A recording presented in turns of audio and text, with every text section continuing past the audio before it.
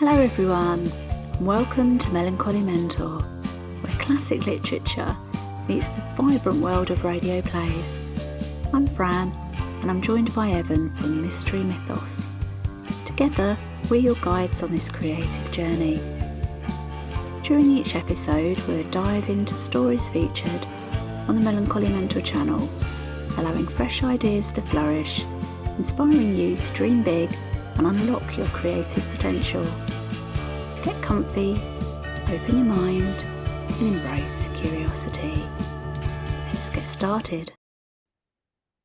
Hello, I'm Fran. And I'm Evan. And today we're exploring Hansel and Gretel. Gretel. Do you like that word? Yeah, lovely. Right, so we're exploring Hansel and Gretel by the Brothers Grimm. It's a radio drama episode that we've got on the channel Melancholy Mentor. And this no doubt came from me because I'm a great lover of fairy tales. And when I say fairy tales, I'm not talking about the Disneyfied ones. No. There's nothing wrong in that. They're just not for me. Talking the origins of the fairy tales and the ones, a lot of them were actually quite barbaric. Yeah. But I like short stories, so I do enjoy fairy tales. So we kind of put this out there, and I think it's the only Brothers Grimm, isn't it, that we've got on the channel? Yeah. Yeah. 'Cause possibly we could add some more if we find any more. So a little bit about the Brothers Grimm. So they were Jacob and Wilhelm. Wilhelm. So Jacob was born in 1785, and he perished in 1863. And Wilhelm was born in 1786, and he perished in 1859. I have to be very careful about those numbers. It's just a little bit of personal information here about me. I've got dyscalculia, which means that I mix numbers up a lot. Yeah. Like the bane of my life. Um, Wilhelm, and it's a hard word to say, Wilhelm. Wilhelm. I presume the British version or the English version would be William. William, yeah, I would Yeah. think. And Yeah. Jacob is just the same. So Wilhelm and Jacob were German academics who together collected and published folklore. Mhm. Don't know if they actually wrote any of their own stories. I do know that they collected them because a lot of the folklore would have been, it wouldn't have been written down. It would No. have been passed through just oral stories. Yeah. So Yeah. they would have gone round collecting the oral stories and the folklore from different regions, which is a really cool idea to do. And then Mm. actually writing them down and documenting these stories and putting them into a collection of works. The other person who, in more recent times, did a wonderful collection of fairy tales is Angela Carter, Yeah. who's an author who's also sadly died. Mhm. Angela Carter's, I think it might have just been Angela Carter's. It was Angela Carter's fairy tales. Yeah, I Yeah. really enjoy that book, and that Mm. was stories from around the world. Yeah. Very, very Yeah. interesting. And a lot of those were just a page long. I Hmm. quite like short stories, due to the capabilities of my attention span. Let's just say that. Yeah. So short stories really work for me. So they were among the best known storytellers of folk tales. Hmm. And Hansel and Gretel is a German fairy tale, and it was published in 1812 as part of the Grimm's fairy tales. And it's about siblings, so brother and sister, who are abandoned in the forest, and they fall into the hands of a witch who lives in a Mm. house made of sugar, cake, and bread. A lot of the depictions of Hansel and Gretel look like a gingerbread house covered in sweeties. Yeah. Yeah.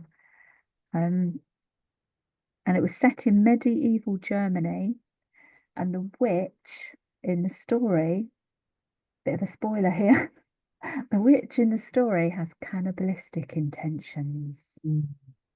Yeah.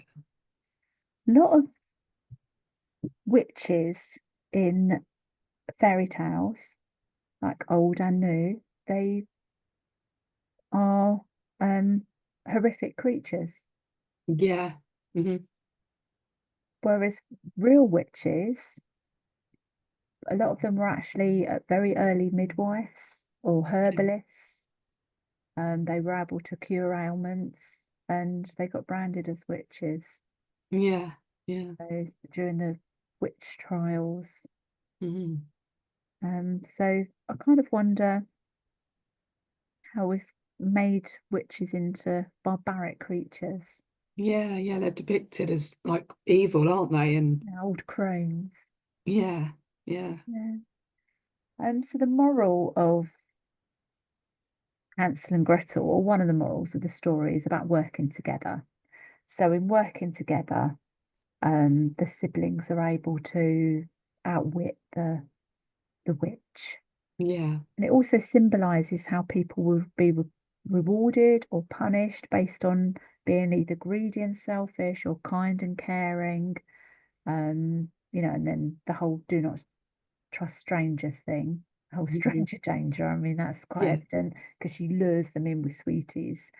Um, got a lot of mixed thoughts and feelings on this whole thing about being either selfish and greedy or kind. And, because selfish isn't necessarily a bad thing, Hmm. because selfish also means self-care. It also means preserving yourself first, so therefore you can help others. And Yeah. greed, I guess greed isn't, suppose it just depends on what your interpretation of greedy is. Um, Yeah. yeah, if it's sort of gluttonous, and I guess that's not very healthy, is it? It's not a No. good way to be, No. or kind and caring. So I think it was probably the boy in the story, Hansel, that was greedy and um, what was the other thing? Greedy and selfish. Selfish. Yeah. Um, Mm. I'm like, what was he literally just hungry and looking out for himself? Like, is that such a bad thing?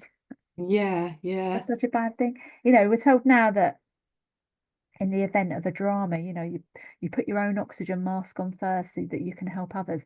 But I guess his actual intentions were literally just to fill his boots and look after himself and not, you know, Hmm. care for his sister. So um, Yeah. this particular story, I looked up about like which was the most graphic of the Grimm stories, and apparently it's actually one called the juniper tree. Okay. And the juniper tree, because a lot of fairy stories were actually quite graphic. They were quite Mm. horrific. They had very moralistic tales woven into them, but a lot of it was, a lot of drama uh, Yeah. and sorrow was Hmm. wrapped up in there. So the juniper tree actually features quite high on lists if you look at various lists of, horrific fairy tales. And the juniper tree is about a woman who cuts her finger, and as the blood falls onto the snow, she thinks that she wants a child. It's red as blood and as white as snow. Oh. It's not actually Snow White. It's a completely different story. Because there is Mm. actually another story about Rose Red, and I think was it Rose Red and um maybe it was Snow White, but that was a different thing as well. Yeah. But yeah, apparently the juniper tree is the Oh. most horrific, not Hansel and Gretel. Wow. So, Yeah. It's you got interesting. any information about the actual video itself? So, just a little overview on the YouTube channels. We've currently got two channels. We will be adding more. So they're both for radio dramas at the moment.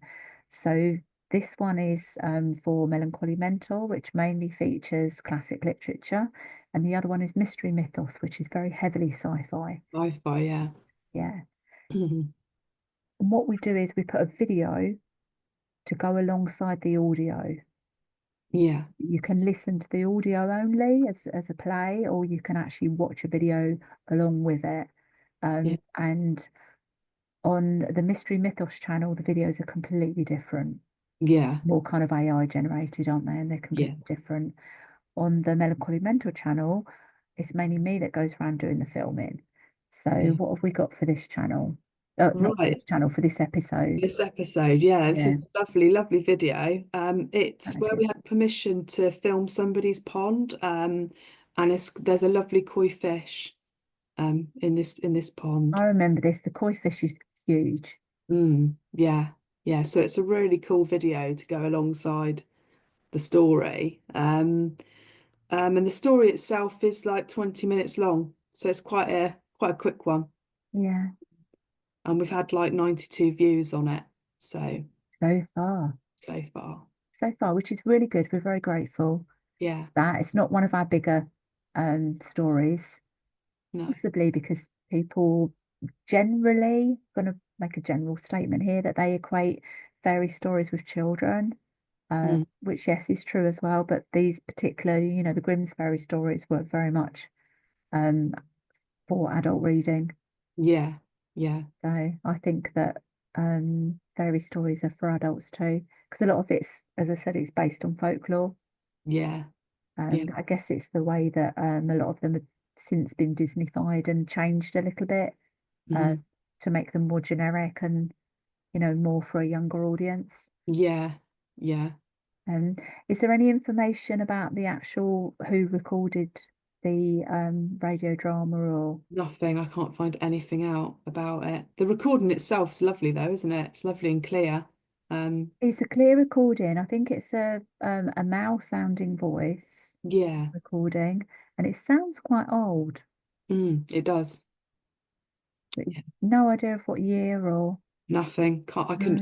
couldn't find anything. It was just out Okay. there on its own, floating about, but it's no It's quite a regular thing for us actually to not have much information about the origin of the radio dramas that we feature on the channels. Mhm.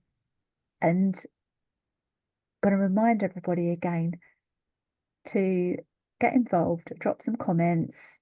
If you've got any information about the recordings, please share it. We'd love to know more Yeah, about it. If yeah, you've got any thoughts or, beliefs about the stories, or, come and tell us, because we like the engagement and we like to hear about what people think. definitely. And we're never worried if somebody knows more than us. Oh no, no, it's interesting Welcome it. We to find welcome it. find different things out that you don't know. That's great. Absolutely, because this Um, is like the ultimate collaboration then, because then you get to learn and grow and you get to find out more. So yeah, I'm never worried about no. somebody having possibly more information than me on something, because I welcome the knowledge. Yeah, me too. I like it if someone's got a lot of knowledge, and even if they're more knowledgeable than me, it's good, isn't it? Just to pick Yeah, their brain absolutely. about things. So yeah. I would love to write stories. I mean, apparently there's a book in everybody. I'm yet to find mine. Oh, I mean, I mean, how people write is just fantastic, Incredible. isn't it? Yeah, we're completely in awe. And those individuals as well that can put these radio dramas together and do the Yeah, production of them, absolutely incredible. So what we're doing is we're just building up a collection of all of these, and we're highlighting them and showcasing them and bringing them to new audiences. yeah, For some context about each of us, I'm an NLP coach, so I do neurolinguistic programming. I'm also a burlesque and cabaret performer. So that's where the creativity side comes into it. So I like to embrace creativity and stories and mm, evoking emotion and the portrayal of stories, the depictions of them. And you're more on the tech side, aren't you? side, yeah, putting the videos together, and yeah, just like And interesting. that's been a big learning, hasn't it? Yeah, yeah, it's really interesting, and always learning about that. So, yeah, because obviously I'm still not where I want to be with anything, so it's just constantly learning. But yeah, Yeah, it's about celebrating where you are now mm, and planning, realizing and planning for where you want to be. yeah, yeah, But always celebrate where you are now. So I think that by learning and growing, it's the way to be, isn't it? yeah, definitely. For us anyway, it works definitely for us. I've done Mm, so much different learning in the last couple of years.